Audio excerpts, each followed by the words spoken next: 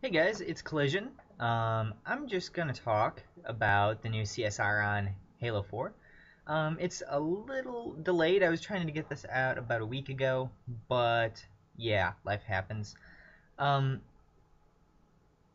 what do I think of it? Well, first off, I think it was a really necessary change that they had to make because the matchmaking itself, the algorithm behind it that created the teams, was 100% absolutely bad. And that is one reason why a bunch of us, me and my friend Fetch, um, also my friend MacMaster, just decided screw this, this game is useless. We're not playing this again unless they fix something. And that was, I think, the end of January, early February when that happened. Excuse me. Um, and so I hadn't been on Halo for more than about 10 minutes since then.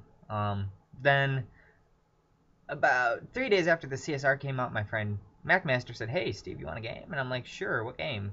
Um, Knowing he wasn't really into Black Ops, I was thinking, maybe going back to Reach or something. And he's like, "Hey, let's try Halo 4." And I'm like, "Well," and at first I was like, "No, let's not," because I don't like that game. And then I was like, might as well try out CSR with somebody since that came out. So we got on, and here's what I thought from my initial gaming session in CSR, and I'll give you some more in-depth stuff a little bit later. But what initially surprised me was the teams were actually quite good. At the start, given it wasn't my favorite playlist, which was SWAT, I was playing Capture the Flag. So there might have just been different teams playing there. But the teams initially were excellent. Even when I went to SWAT after John got off, the matchmaking was pretty darn good. I was impressed with the teams that I had. But what I started realizing was as I went up in the CSR rankings, matchmaking got worse. The higher I got, the worse the teams were, the worse my teammates were, and the better the other team was, which was the main reason I quit out of the game in the first place, was because everybody on the other team, how I described it to my friends, was everybody on the other team was a genius level player, and everybody on my team had an IQ of about a rock. So that's why I quit out of it in the first place, and the higher I got on the CSR, the more that came into effect.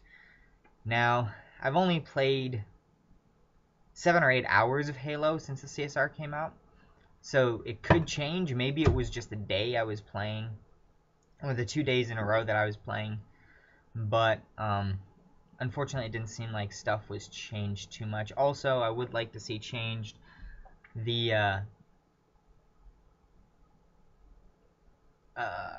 what do you call it, join in session. It's still stupid. It wasn't as bad as it had been before, but it was still there, and it was still an issue.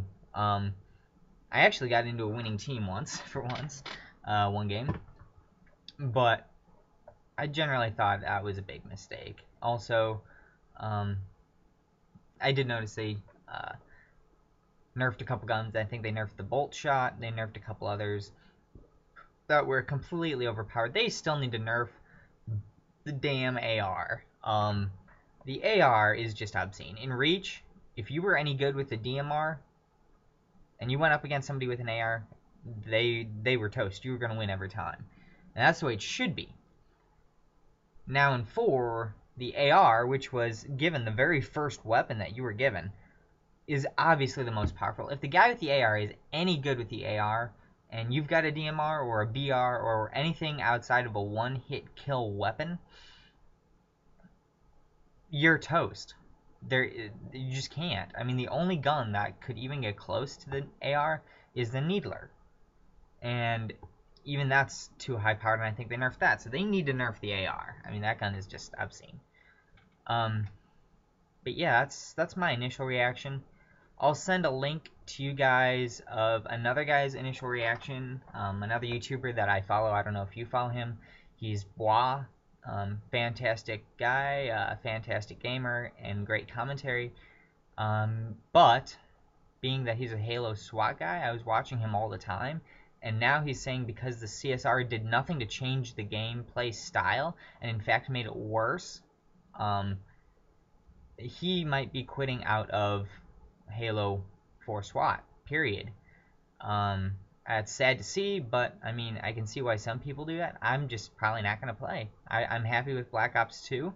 I've got a big group of guys that play Black Ops 2, and I think that's where I'm going to stick until something changes with the Halo multiplayer.